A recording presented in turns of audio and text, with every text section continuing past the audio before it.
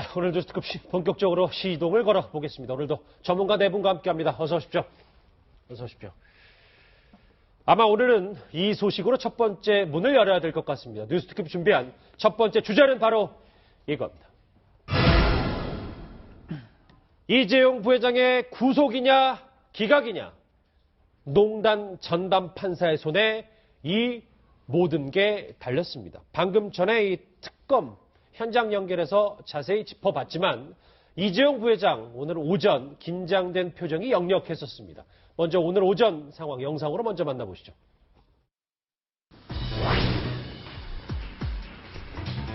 여전히 본인이 대통령 강요에 의한 피해자라고 생각하십니까? 국민의 노후 자금이 본인의 경영권 승계에 쓰였는데 도의적 책임 안 느끼십니까? 주주나 임직원들에게 책임을 안 느끼세요?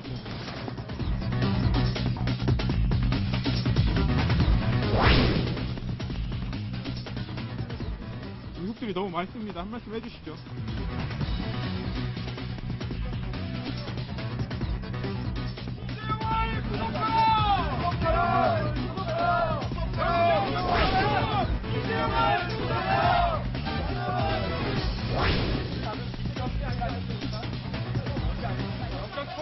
심각한 말씀만 해주십시오.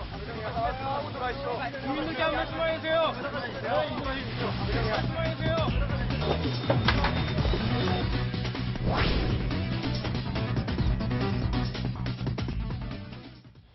그렇네요. 운명의 날입니다. 지난번 조사 때보다는 확실히 경직돼 있고 조금은 표정이 어두워 보이는데 지금도 치열한 법리 공방이 진행되고 있는 오른쪽 제가 준비한 그곳으로 가보겠습니다. 이곳은 바로 서울중앙지법 319호 재판정입니다.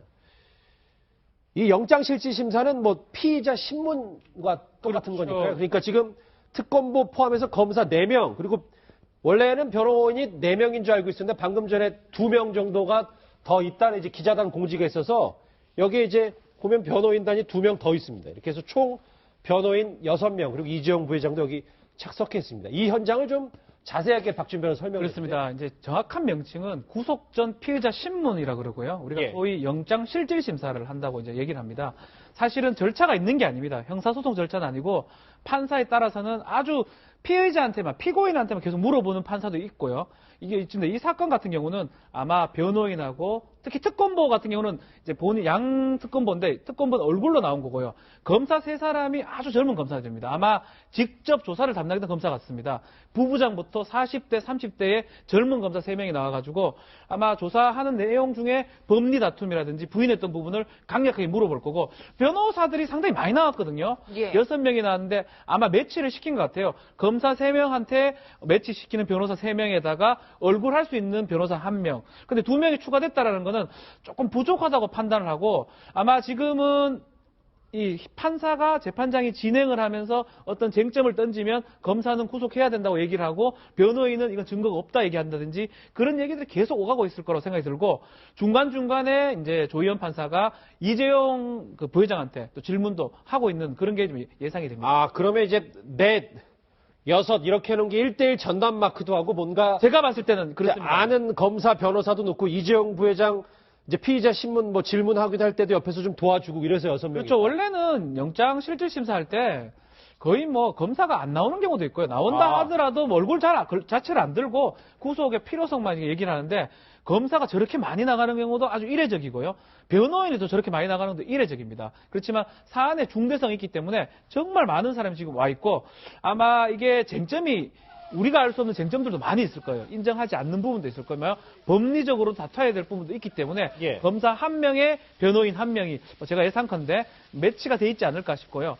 그런 제3자 뇌물죄면 제3자 뇌물죄의 부정한 청탁 대가성 부분, 또 그냥 뇌물죄면 대가성 부분, 횡령 부분 이렇게 좀 서로 따지고 있는 상황이 아닌가 이렇게 추측이 됩니다. 예, 굉장히 이례적인 영장 실질 심사가 이루어지고 있는데 가장 궁금하신 부분이 이걸 것 같아요. 구속 여부 언제쯤 결정이 날까요? 원래 이제 일반 중앙법원에서는 어떻게 하냐면 퇴근할 때 영장을 내고 많이 갑니다. 그래서 저희는 18시나 19시 정도의 영장 발부 여부를 통상 알 수 있는데요. 이 사건은 중요도가 상당히 높기 때문에 아마 조희연 판사가 빨리 결정하기 좀 어려울 거예요. 아마 자정 무렵에, 그러니까 오늘부터 내일 넘어가는 자정 무렵에 결정이 날 걸로 보이고 원래 같으면 법원 내지 검찰청 구치감에 있어야 되는데 특검의 배려일 수도 있습니다. 특검 사무실에서 실질심사 끝나면 대치동에 기다리고 있다가 자정에 만약에 발부가 되면요, 바로 서울구치소로 가야 되고요. 발부가 되지 않는다면 이제 집으로 이제 돌아가는 그런 상황이 생길 걸로 보입니다. 예. 그런데 좀 그 부분이 이제 오전에 논란이 되니까 이 법원 측에서 다시 기자단에게 공지를 한 부분이 법원에서 결정할 문제다. 뭐 대기하는 장소는 다시 정하겠다. 뭐 이런 취지의 얘기를 했다고. 사실은 원래 원칙적인 모습은 구속영장을 청구하면 구치감이 안에 있습니다. 그래서 거기서 준비를 하고 있어요. 발부가 되면 구치소로 가는 거고, 이제 혹시 집에 가 있으면 혹시나 도망가잖아요. 내 영장이 발부됐다 하면 예. 올 사람이 없거든요. 그렇기 때문에 어떤 대기실에 두는데, 글쎄요, 뭐 이거는 제가 봤을 때는 어떤 특검이 신병 부분은 특검이 가지는 거니까 특검이 할 수 있는 부분에 보입니다. 그러니까 법원에서도 할 수 있지만 특검하고 뭐 조현 판사하고 조율을 한다면 굳이 그때까지는 아직 영장이 발부가 안 된 거니까 특검 사무실에 대기한다 하더라도 큰 무리는 없지 않을까 이렇게 보입니다. 아, 그러면 지금 보면, 저기 한번 다시 볼게요. 319호 재판정 보면, 지금 여기서 영장 실질심사, 그러니까 피의자 신문이 이루어지는 게 시간이 뭐 자정까지 가는 게 아니고 그렇게 하지 않습니다. 예. 몇 시간 정도면 아마 제가 생각할 때는 오전부터 지금 했거든요. 예. 10시 반부터 오전 했으면 뭐 많이 한다 손 치더라도 오후 정도는 전에는 끝나지 않을까. 정말 많이 한다 손 치더라도 이게 지금 범죄 유무죄를 따지는 게 아닙니다. 구속의 필요성이 있는지 대충 소명이 됐는지 그 부분이거든요. 어느 정도 소명된 증거가 있는지, 그리고 증거인멸이나 도주 우려가 있는지 그 부분을 판단하기 때문에 그 얘기를 하는 걸 갖고 자정까지 가진 않고요. 그 시간은 뭐 제가 추측은 못하겠지만 3시, 4시 뭐 많으면 우리 일가 시간 동안 하고 대기하고 있다가 발부 기각 여부는 자정 무렵에 나지 않을까 보입니다. 저희 뉴스트급이 끝나면 대략 이제 가닥이 잡힐 수도 네. 있다는 얘기인데, 박 변호사님 하나 더 여쭤볼게요. 여기 보면 이 변호인 중에 한 명의 이름이 오르내리는 사람이 바로 문강배 변호사, 삼성 측의 문강배 변호사가 이분이 좀 아이러니하게도 이 특검보 후보였다는 얘기가 있어요. 또 그런 얘기 있었어요. 문강배 변호사가 특검보에 거의 갈 확률이 가장 높은 변호사 중에 한 분으로 예. 돼가지고 간다고 다들 이렇게 예상을 했는데 이제 선발이 안 됐죠. 그때는 이제 특검보는 임명을 하는 거니까 뺐습니다. 뺐는데 이게 좀 놀랍게도 윤석열 지금 수사팀장하고 예. 두 사람 친분이 상당히 있습니다. 아. 그러다 보니까 특검보로 올라갔는데 이게 모르겠습니다. 부담을 썼으니까 특검보로 임명 안 한 거거든요. 그러니까 특검보가 안 되니까 다시 변호인으로 지금 돌아온 형국입니다. 원래 이 자리에 갈 뻔했어요. 거기 가야죠. 원래 같으면 이제 저 특검보 자리에 가서 지금 공격을 해야 되는데 지금 변호인 일자리에 와서 아마 가장 기수도 높고 이러니까 아마 얼굴마담 역할을 할 걸로, 얼굴마담 내지 대표 변호사 역할을 할 걸로 보이는데 결국은 윤석열 어떤 수사팀장의 대응 구조로 문강재 변호사가 지금 가 있는 그런 상황입니다. 예, 민영상 원장님, 뭐 삼성의 변호인단이 정말 만만치 않은 것 같은데 부회장의 구속을 막기 위해 엄청난 준비를 했겠죠? 네, 그렇습니다. 그래서 두 가지 방법으로 되게 하겠죠. 이제 법리 공방으로 가야 될지, 아니면은 어떤 그 국가 경제 발전이라든지 법리 외적인 요인을 부각시켜서 그 도주, 그 다음에 증거 인멸 우려가 없기 때문에 이렇게 가야 된다고 할지, 아니면 두 가지를 갖다 겸해서 할지 모르는데 우선은 법리 공방에 아주 치중한 듯한 이런 모습입니다. 그래서 어찌됐건 간에 쭉 주장해 왔던 대로 대통령의 강요에 의해서 돈을 냈다. 그 대가성이 없다. 뇌물로 준 게 아니다. 그리고 대가성으로서 무슨 대가를 요구한 것도 없고 대가를 받은 것도 없다. 그저 강요에 의해서 돈을 냈을 뿐이다라는, 그래서 뇌물죄 부분을 이렇게 빠져나가려고 하는 그런 법리 공방에 치열한 준비를 한 게 아닌가. 일단 이렇게 보입니다. 그래서 지금, 어떤 그 재판부에서 어떻게 판단할지는 이제 두고 봐야 되겠죠. 서울중앙지법 지금 이쪽에서 도대체 그 안에서 어떤 얘기했는지 참 궁금한데요. 예. 지난 청문회에서 이재용 부회장의 목소리 한번 듣고 같이 대담 이어가도록 하겠습니다. 저희는 단 한 번도 뭐를 바란다든지 무슨 반대급부를 요구하면서 출연을 했다든지 지원을 한 적은 없습니다. 네, 지금 조희연 판사가 신문을 맡고 있는데 이 사람 어떤 인물인지도 많이 궁금할 것 같아요. 얼마 전에 롯데그룹의 신동빈 회장에 대한 그 영장 실질 심사에 대해서 기각을 한 그러한 그 판사로 이제 좀 알려져 있고요. 그리고 주로 이제 그 영장 청구를 하면 그걸 받아들이는 비율이 한 95% 정도 할 정도로 구속영장 청구를 하면 다 받아들이는 경향이 있으나 매우 객관적인 판사다. 뭐 이렇게 알려져 있다 그럽니다. 저도 개인적으로는 모르는 판사고요. 예, 박준 변호사님. 네. 조희연 판사 얘기를 잠깐, 지금까지는 뭐 특검보, 변호인, 이재용 부회장 얘기를 해봤다면, 결국 이 키는 이 조희연 판사가 쥐고 있을 텐데, 신동빈 회장의 구속영장은 당시 왜 기각시켰던 겁니까? 그때 이제 증거라든지 어떤 그 혐의 부분입니다. 그 부분도 약했고요. 사실은 이 재벌 총수정 되면 증거, 도주 우려 부분 사실 없는 거거든요. 그래서 소명이 아마 덜 됐기 때문에 좀 그런 게 아닌가. 조희연 부장 같은 경우는 좀 법조계 내 평이 일단은 거의 받아들이는 변호사들도 이 영장 발부될 건 발부됐구나. 기각이 되면 기각될 만했구나. 그러니까 이게 지금 말했지만 정말 말 그대로 원칙대로 법과 어떤 자기 양심에 따라서 특히 지금 사건 같으면 이재용 부회장이 아마 부인한 걸로 알려져 있기 때문에 만약에 혐의가 소명이 된다 그러면 부인한 상황이라면 증거인멸 우려가 있다고 보는 게 맞거든요.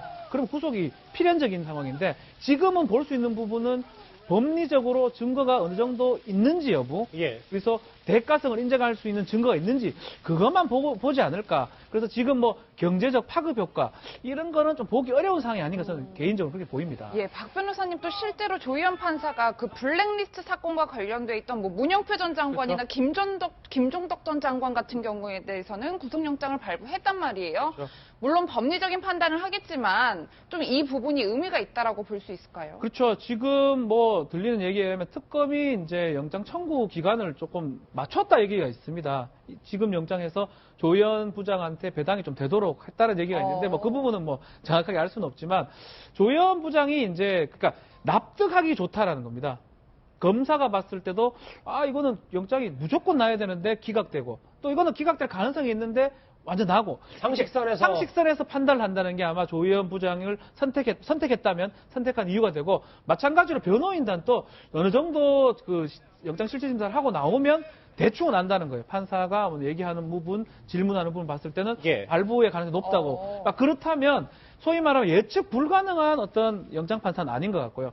대충 하면 가능성을 좀 알 수 있는 그런 합리적인 판사라고 지금 얘기가 되고 있는 상황입니다. 예. 궁금하네요. 고 박사님, 이제 이재용 부회장 건에서 대담만 뭐 2달 가까이 저희도 했었는데 어떻게 전망하십니까? 운명의 그날이 오늘입니다. 예. 전문가들 얘기는 한 6대4로 보는 것 같아요. 기각을 6.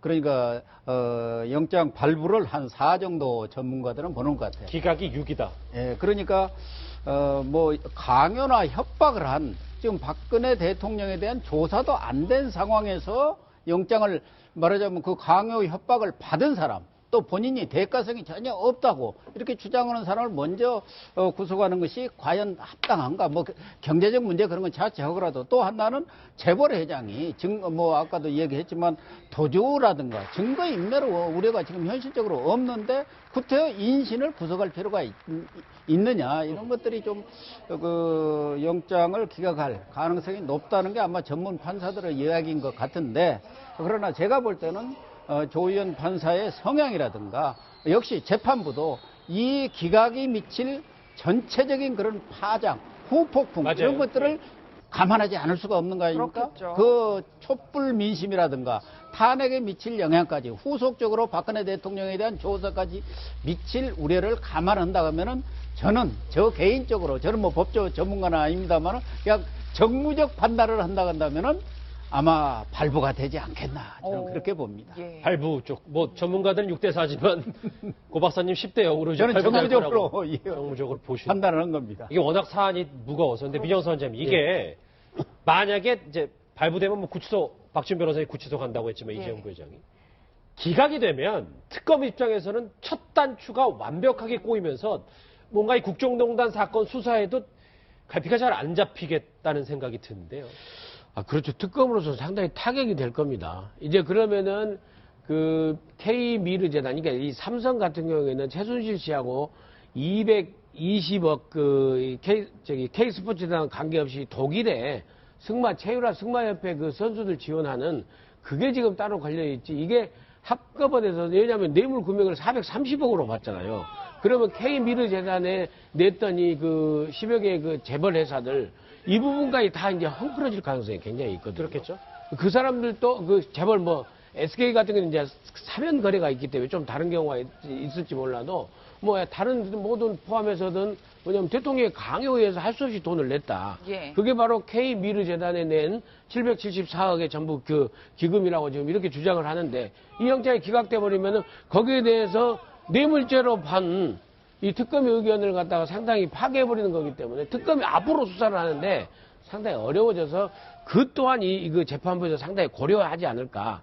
일단 저는 그렇게 봅니다. 그래서 지금 민영상 원장께서 말씀하셨듯이 저게 기각이 되면 그 파장이 어떨 거라는 걸 특검이 모를 리가 없음에도 불구하고 구속영장을 청구했다라는 것이죠. 그렇기 때문에 제가 궁금한 거는 지금 예. 특검이 강조하듯 기절할 만한 증거가 뭔지 그게 사실은 궁금합니다. 그렇다면은 장시호가 제출한 태블릿 PC에 있는 삼성과의 관련된 이메일, 그 다음에 박상진 사장의 그 통화 기록에 뭔가가 있다라고 확신을 한다면 과연 그러한 그 확실한 물증이 있음에도 불구하고 도주 우려라든지 증거인멸 우려가 없다라는 이유로 사실 400억의 뇌물이면 죄질은 굉장히 안 좋다고 보는 것이 법조계의 일반적인 인식인데 특검이 그런 무리수를 두었을까라는 부분에서 본다면은 뭔가 확실한 증거가 있는 것이 아니냐. 다만 이제 정치적으로 이 삼성을 이런 식으로 함으로써 무슨 국제 경제라든지 뭐 여러 가지 파장이 불가피한데 그럼에도 불구하고 지금 이 탄핵이라든지 또는 어떤 정의를 구현하기 위해서 특검은 반드시 이게 필요하다라고 보는 것이고 그렇다면 결과적으로 만약에 영장 청구가 받아들여진다면 결국은 이제 그 구치된 상태에서 20일 동안 더 많은 증거 자료를 가지고 이제 기소되다가 나중에 그 보석되는 이제 그런 하나의 시나리오는 우리가 상정할 수 있을 것 같습니다. 그래서 저는 오히려 4대 6으로 구속될 가능성이 있는 것이 아니라 지금 이 삼성 때문에 다른 대기업의 오너들도 굉장히 지금 긴장하고 있다라는 그렇겠죠. 것을 지금 느끼고 예. 있거든요. 그래서 예. 그렇지만 아마 이 상황에서 구속될 가능성이 조금 더 높은 것 아닌가 이렇게 보여집니다. 예. 이 구속 여부는 저희도 참 항상 기다리고 있지만 알 수가 없습니다. 어떨 때는 발부가 확실한데도 기각되는 경우도 있고요. 기각을 생각하고 있는데 발부가 되는 경우 있는데 저는 이제 제 개인적으로 봤을 때는 세 가지까지 다 넣었고 지금 430억 예. 원래 한 220억 정도인데 다 넣었거든요. K재단, 미르재단, K스포츠재단까지. 그렇게 봤을 때 그거 말고도 횡령이나 이런 부분으로 또 영장도 가능한 부분이 아닌가. 그래서 특검이 자신이 조금 없기 때문에 나머지 다 해가지고 했고 또 조희연 판사가 나머지를 보고도 영장을 낼 수가 있거든요. 그렇죠. 위증이나 횡령 부분 그걸로도 영장도 가능하지 않은 상황인가. 그래서 저도 개인적으로는 한 6대4로 발부가 조금 높지 않나 이런 생각이 좀 듭니다. 예. 예, 고 박사님 지금 삼성 직원들이 일이 손에 안 잡힌다고 이야기하고 당연하죠. 있다는데 뿐만 아니라 청와대에서도 굉장히 예민하게 지켜보고 있을 것 같아요. 예민한 정도가 아니라 뭐 거기에 온 신경을 곤두세우고 있다고 봐야죠. 청와대는요. 왜 그러냐면 검찰에서 박근혜 대통령을 공범으로 얘기한 것은 직권남용과 공무상 비밀 누설에 대한 공범입니다. 그러니까 그렇죠. 뇌물죄는 그 당시 공범으로 하지를 않았어요. 예. 수사도 부족했고 그렇기 때문에 이번에 특검에서 하는 가장 핵심적인 것은 이 뇌물죄에 대해 뭐 제3자 뇌물죄든 그 뇌물죄를 입증하는 것이 특검으로서 말하자면 자기들이 성과를 내놓을 수 있는 그런 어떤 성과물의 가장 핵심적인 내용인데 예. 만약 여기서 기각이 됐다 하면은 대통령 입장에서는 사실은 그 뇌물죄가 제일 큰 거 아니겠습니까? 예. 아니 이재용 부회장도 기각됐는데 그게 나하고 무슨 뇌물죄고 관련이 있느냐? 그런 것에 충분히 법리적 또 상식적인 그런 공박을 할 가능성이 높기 때문에 청와대 입장에서는 오늘 이재용 그렇죠. 부회장이 만약 구속이 된다면은 확실하게 법원까지도 뇌물죄, 뭐 제3자 뇌물죄든 본인에 대한 뇌물죄든 그걸 인정한 꼴이 되지 않습니까? 그렇기 때문에 빠져나갈 분명히 없는 것이고 그것이 헌재 탄핵 결정에도 결정적으로 영향을 미친다고 보기 때문에 청와대로서는 촉각을 곤두세울 수밖에 없죠. 짧게 이거는 제가 법 전문성은 없는 그냥 일반 상식으로 말씀을 드리는데요.